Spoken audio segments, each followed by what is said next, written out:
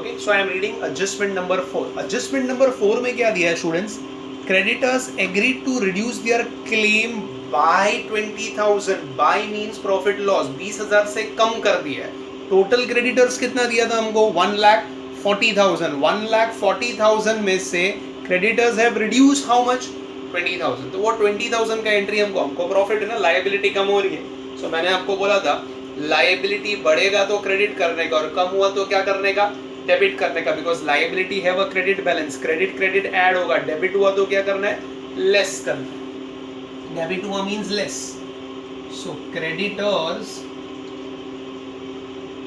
Account debit to capital reduction. Short form में लिख रहा हूं अभी स्टूडेंट्स. क्रेडिटर्स कितना कम किया उन्होंने? 20,000 rupees. 20,000 rupees. Okay, 20,000 rupees. Journal entry है creditors account debit to capital reduction. Okay, being profit on reduction in liability transferred. Okay, so creditors account debit to capital reduction account. I hope so you can view it properly students. Okay, creditors account debit to capital reduction account 20,000 rupees. Next उसके बाद adjustment में देखो क्या दिया हुआ है. Okay, fifth adjustment goodwill patent and preliminary expense. वो तो हमने पहले ही राइट ऑफ कर दिया. बोला जाए कि नहीं बोला जाए उसी से हमारा क्वेश्चन स्टार्ट होगा. उसके बाद में if you see okay adjustment number 6 में बोला है following assets are revalued. Revise value दिया है असेट्स का. तो अगर असेट का वैल्यू एप्रीशिएट हुआ तो कैपिटल रिडक्शन क्रेडिट, और डेप्रीशिएट हुआ तो कैपिटल रिडक्शन डेबिट हो जाएगा. मतलब वैल्यू अगर एप्रीशिएट हुआ तो कैपिटल रिडक्शन क्रेडिट, और कम हुआ तो capital reduction debit. So furniture का वैल्यू दिया हुआ है. Revise value is given to us as 25,000. पुराना वैल्यू इज 35, नया value is 25. It's reduction of 10,000 rupees. Stock in trade पुराना वैल्यू कितना दिया हुआ है स्टॉक इन ट्रेड का? 80,000, और नया value is 68. Again a reduction. Land and building का पुराना value is 6,50,000. Revised value is 580. Again a reduction. Okay, sundry debtors the old value is 90 and the revised value is 80. तो सब में reduction ही हो रहा है स्टूडेंट्स, सब में लॉस ही हो रहा है. सो कैपिटल रिडक्शन क्या होगा? सबके लिए डेबिट. तो एक ही कंबाइंड एंट्री पास करेंगे. ओके, सो कंबाइंड एंट्री क्या हो जाएगी? पहले हम लिख लेते फिर वैल्यूज देखते. So it's capital reduction account debit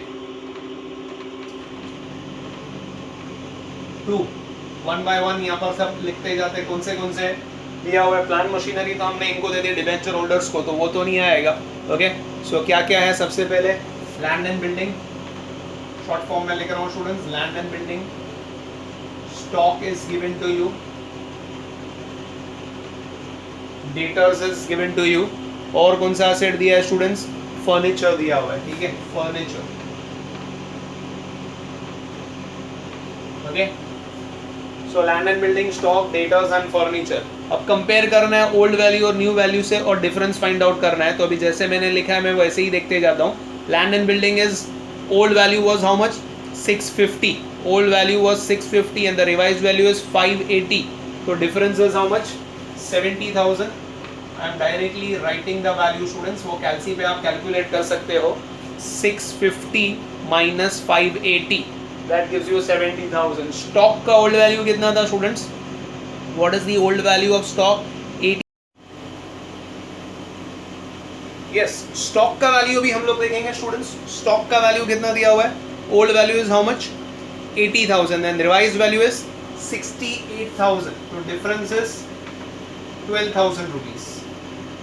Okay, difference is 12,000. Now what is the value of debtors? What is the old value given of debtors? 90 and revised value is 80. तो कितना हो गया? 10,000 rupees. What is the old value of furniture? 35 and the revised value is how much? 25,000. Okay, so difference is also 10,000 rupees. तो सबके difference लेना है आपको. जितना प्रॉफिट लॉस होता है इन शॉर्ट आपको उतना वैल्यू लेना है. ठीक है, is the view very much clear to you students? ठीक है, so you have to take that values. Now total this 70, 80, 90. Okay, and 12,000, that is 1,02,000. So capital reduction is 1,02,000 rupees. The differences you have to take. Okay, तो कितना कितना है 70,000. Okay, 70,000. Stock is how much? 12,000. And debtors and furniture, the difference is 10,000. 70, 80, 90, 1 lakh, 1,02,000. Being reduction in value of asset transferred to capital reduction account. इसका narration क्या हो जाएगा? Being reduction in value of assets transferred to capital reduction account. तो ये entry हमने पास कर दी. Which one is the, I think so next is the last adjustment. A secured loan of 1,50,000 at the rate 12% is obtained by mortgaging land and building. Okay, so loan लिया गया है ताकि कुछ liabilities पे करनी है उसके लिए. So लोन लेंगे तो journal entry वापस से क्या हो जाएगा आपका? Cash bank account debit. Debit what comes in. Okay, so it's cash bank account debit to loan लिया है, उसका रेट ऑफ इंटरेस्ट उधर मेंशन किया है जो फ्यूचर में हमको लोन पे करना है with an interest of 12%. So cash bank account debit to 12% bank loan and amount is how much? 1,50,000. 1,50,000 रुपया. It's 1,50,000. So being loan taken, okay, by mortgaging land and building, by mortgaging land and building. अभी ये जो loan लिया ना students, that is utilize for paying off the liabilities. कौन सी liabilities पे करनी है? तो यहाँ पर क्वेश्चन में आगे हमको बोला है बैंक ओवरड्राफ्ट, बिल्स पेबल, ये दो चीज हमको पे करना है. ओके, बिल्स पेबल पूरा का पूरा पे करना है और बैंक ओवरड्राफ्ट. तो वहाँ पर क्वेश्चन में ऊपर आप देखो बैलेंस शीट में बिल्स पेबल का कितना वैल्यू दिया है? 35,000 और बैंक ओवरड्राफ्ट का कितना दिया हुआ है? 50,000. तो दोनों साथ में लेते हैं. लायबिलिटी पे करेंगे, हैव अ क्रेडिट बैलेंस कम हो रही है तो डेबिट करेंगे, अपने अकाउंट से माइनस कर रहे हैं मतलब give opposite effect. Short form में लिखता हूँ bills payable account debit, bank overdraft account debit to cash bank payment कर रहे हैं. बिल्स पेएबल कुछ नहीं बोला, full book value. Bills payable is how much? 35,000. Bills payable 35,000. Okay, bank overdraft कितना दिया है? 50,000. दोनों का टोटल कर देंगे, that is how much? 85,000. So bills payable account debit, bank overdraft account debit to cash bank 85,000 being liability paid at the book value. So no profit no loss, इसलिए capital reduction account किधर भी नहीं आया है. यहाँ तक इतना clear है एवरीवन? सो जर्नल एंट्रीज हमने पास कर दी है. अभी जैसे मैंने आपको बोला हूँ, capital reduction account in the end you have to prepare, whether they have asked you in the question or they haven't asked, you have to prepare capital reduction account because एक एंट्री हमको वहीं से मिलेगी. तो अभी बाकी सब adjustments का तो एंट्री हमने पास कर दिया है students. Let us pass entry for that कि अगर हमको कैपिटल रिडक्शन में डिफरेंस आता है कि नहीं, तो उसके लिए हमको ये एंट्री पास करनी है. Okay, so let us pass the entry.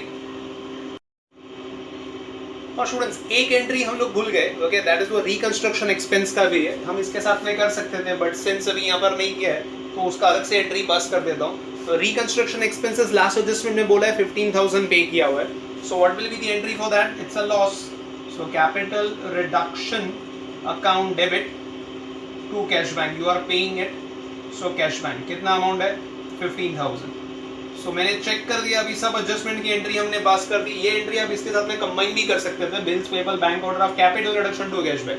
But since ये टाइम पे हम लोग को वो क्लिक नहीं हुआ, हमने देखा नहीं ध्यान से, तो मैंने यहाँ पर नीचे एंट्री पास कर दी. तो भी कोई प्रॉब्लम नहीं है, नरेशन आ जाएगा बीइंग रिकंस्ट्रक्शन एक्सपेंसेस पेड.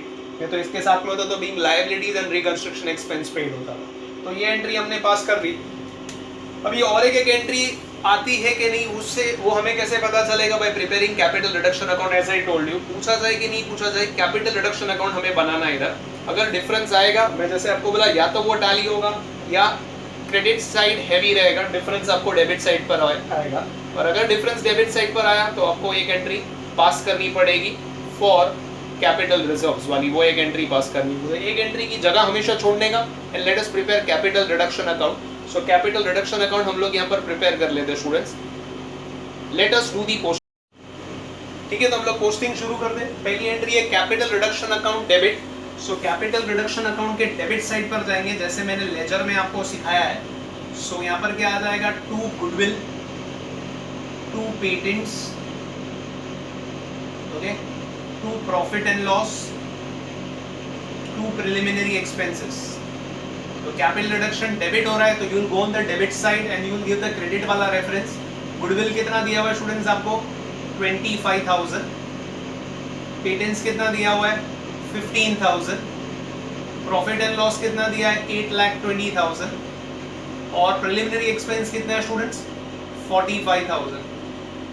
तो कैपिटल रिडक्शन के डेबिट साइड पर जो भी आया वो हमने लिख दिया। देन कैपिटल रिडक्शन क्रेडिट हो रहा है स्टूडेंट्स, तो क्रेडिट साइड पर देंगे, रेफरेंस में डेबिट देंगे। सो बाय 10% प्रेफरेंस शेयर कैपिटल, और कैपिटल रिडक्शन के सामने जो अमाउंट है स्टूडेंट्स वो हम लोग को यहाँ पर शो कर रहे हैं। तो कितना अमाउंट है स्टूडेंट्स वो 2 लाख रुपीस। तो कैपिटल रिडक्शन के सामने वो करना है, लेजर पोस्टिंग हमने सीखा हुआ है।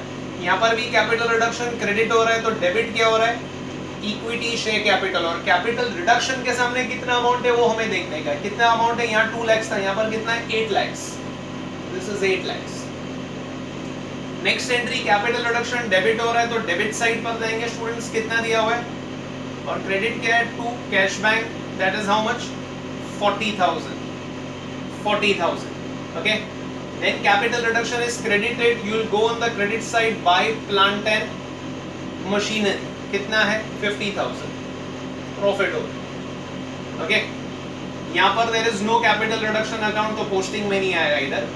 देन अगेन क्रेडिट हो रहा है कैपिटल रिडक्शन, तो डेबिट क्या हो रहा है क्रेडिटर्स, कितना दिया हुआ है 20,000।